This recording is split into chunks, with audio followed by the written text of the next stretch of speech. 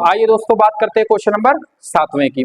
7वां question क्या कह रहा है समझते हैं। चित्र उसका ये बना दिया, चित्र किताब में नहीं दिया हुआ, चित्र आपको खुद ड्रॉ करना पड़ेगा। क्या कह रहा है, एबीसीडी एक समचतुर्भुज है। अब देखो यहीं पे दिया है, मैंने ये प्रश्नावली शुरू होने से पहले ही आपको एक चीज बता दी थी, इसमें आपको रिटर्न कुछ नहीं देना पड़ेगा, कुछ नहीं देगा, आपको खुद सोचना पड़ेगा।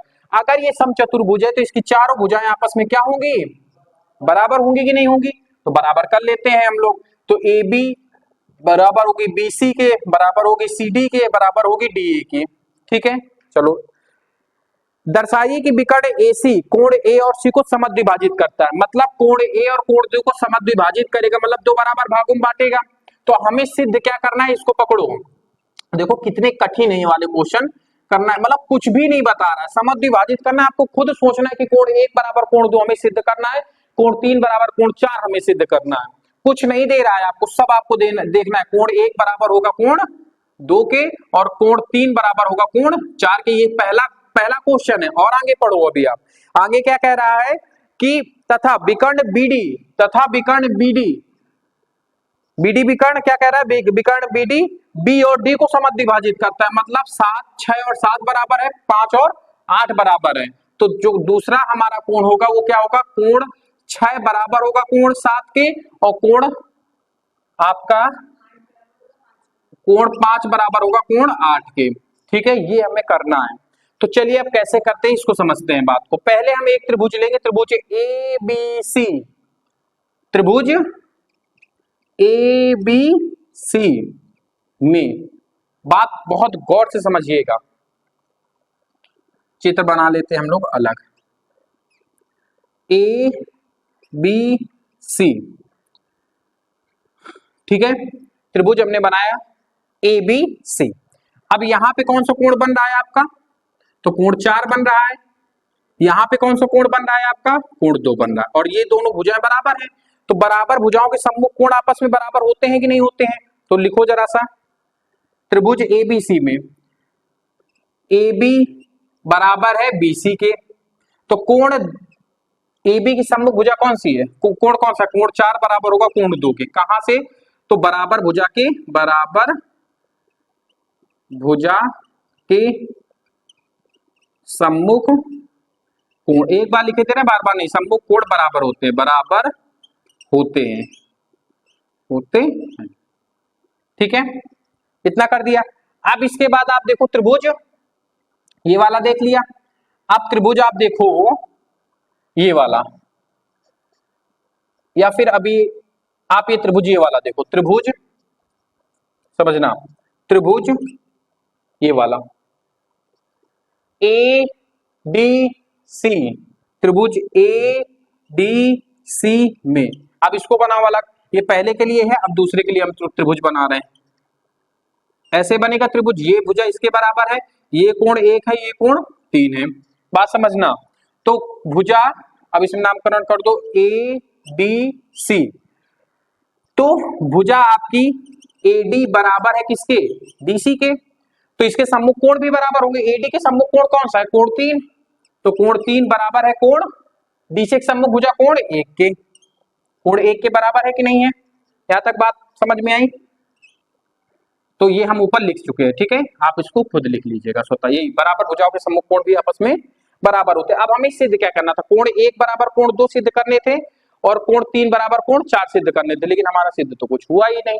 चलो कोई बात नहीं, अब हो जाएगा इसके बाद। ठीक है, जैसे हमने कोण 3 बराबर कोण 1 सिद्ध कर दिया, ठीक है, ये हमारा दूसरा त्रिभुज के लिए है। यहां तक बात समझ में आई आपको कि नहीं समझ में है। दो त्रिभुज हमने लिए, कोण 4 बराबर सिद्ध किया, मतलब कोण 4 सिद्ध किया कोण 2 के, और कोण 3 सिद्ध किया कोण 1 के। अब बहुत गौर से बात को समझना। अब देखो जैसे अब ये समचतुर्भुज है कि नहीं, तो जाहिर सी बात है इसके आमने सामने भुजा समांतर होंगी कि नहीं होंगी। चलो जब हम ए बी और डीसी की बात करते हैं, ये ए बी है, ये क्या है, डीसी है, तो एक रेखा जब ऐसे जा रही है तो ये वाला कोण मतलब कोण 3 कोण 2 के बराबर होगा कि नहीं होगा। देखो कोण भुजा डीसी या सीडी समांतर हो जाएगी किसके, ए बी के, तो एकांतर अंतः कोण से बराबर हो जाएंगे कि नहीं हो जाएंगे। कोण 2 बराबर होगा कोण 3 के, कहां से, एकांतर अंतःकोण से, कोण से। अब जब 2 बराबर 3 हमने सिद्ध कर दिया, 2 बराबर 3, तो 2 के बराबर 4 है, 3 के बराबर 1 है, तो क्या ये तीनों कोण चारों कोण आपस में बराबर नहीं हो जाएंगे? नहीं समझ में आया? सब बराबर हो जाएंगे ना। तो हम यहाँ पे क्या लिख सकते हैं, कोण 1 बराबर कोण 2 बराबर कोण 3 बराबर कोण 4।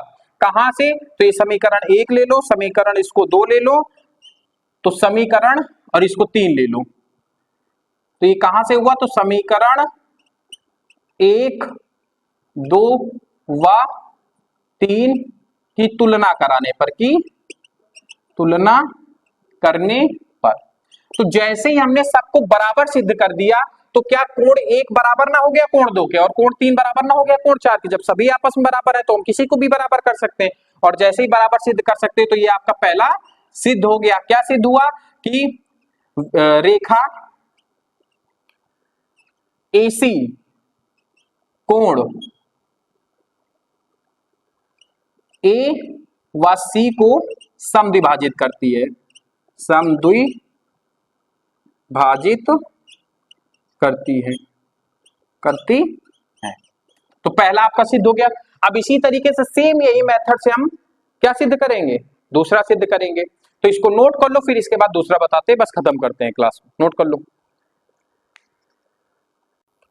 चलिए दोस्तों, अब बात करते हैं इसके नेक्स्ट पार्ट पे, खत्म करके इस क्लास को खत्म करते हैं। तो अब हमसे बात किया है कोण 6 बराबर है कोण 7 के, कोण 5 बराबर है कोण 8 के। तो हमें अब 5 6 7 8 वाले त्रिभुज लेने हैं। देखो कहां पे मिल रहे हैं, 6 7 ये मिल रहा है। तो एक त्रिभुज हमें लेना है, कौन सा?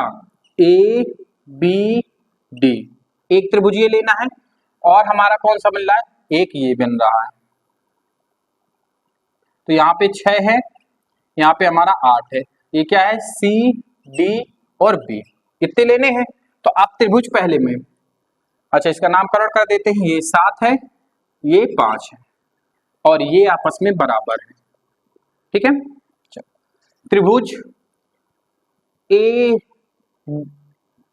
त्रिभुज BAD में एक बात बताओ, AD बराबर हो जाएगी आपकी किसके? AB के। कहां से? तो ये दिया है कि नहीं दिया है? तो इनके सम्मुख कोण भी आपस में क्या होंगे? बराबर होंगे। इसके सम्मुख कोण कौन सा है? कोण 7 है। तो AD की सम्मुख कोण कोण 7 और कोण AB की सम्मुख कोण कोण 5 है। कहां से? तो सम्मुख कोण बराबर होते हैं। ठीक है, बराबर हो जाके सम्मुख कोण शॉर्टकट में लिखे जाए, सम्मुख कोण बराबर होते हैं, बराबर होते हैं। जो अभी पूरा लिखा था ना वही यहाँ पे लिखना है आपको। ठीक है, आप त्रिभुज कौन सा लेंगे? तो त्रिभुज D या BCD में, BCD में। अब जैसे ये त्रिभुज लेंगे तो इसमें DC बराबर हो जाएगी DC बराबर हो जाएगी BC के, कि नहीं? तो DC के सम्मुख कोण कौन सा है? कोण 6, और BC के सम्मुख कोण कौन सा है? कोण 8, बराबर हो जाएंगे। इसको समीकरण 1, इसको समीकरण 2 हो गया। अब एक बात बताओ, AD और BC समांतर है कि नहीं है? है कि नहीं है? तो AD समांतर हो जाएंगे किसके? BC के। और जब दो समांतर रेखाओं को एक तिर्यक रेखा काट रही होती है तो उनके एकांतर अंतःकोण आपस में बराबर होते हैं। तो कोण 5 बराबर हो जाएगा कोण 6 के, कहां से? एकांतर अंतःकोण से, एकांतर अंतःकोण से, अंतःकोण से। ठीक है, यहां तक समझ में आए? अब देखो, कोण 5 बराबर है कोण 5 बराबर है कोण 7 के, कोण 5 बराबर है कोण 6 के, और कोण 6 बराबर है कोण 8 के, और कोण 5 बराबर है कोण 7 के। मतलब अगर हम पूरा कंक्लूजन करें तो कोण आपका 5 बराबर होगा कोण 6 के बराबर होगा, कोण 7 के बराबर होगा कोण 8 के। कहां से? तो समीकरण 1 2 व 3 की तुलना कराने पर, तुलना करने पर, करने पर, तो आपके ये तीनों क्या हो जाएंगे? कोण बराबर हो जाएंगे। कौन कौन से? कोण 6 बराबर हो जाएगा कोण 7 के, कोण 6 7 के बराबर हो जाएगा, और कोण 5 बराबर हो जाएगा कोण 8 के, और यही हमारा प्रूव हो गया। आप वही थ्योरी लिख सकते हैं कि रेखा BD बिंदु D और C को समद्विभाजित करती है। तो क्या लिखेंगे? रेखा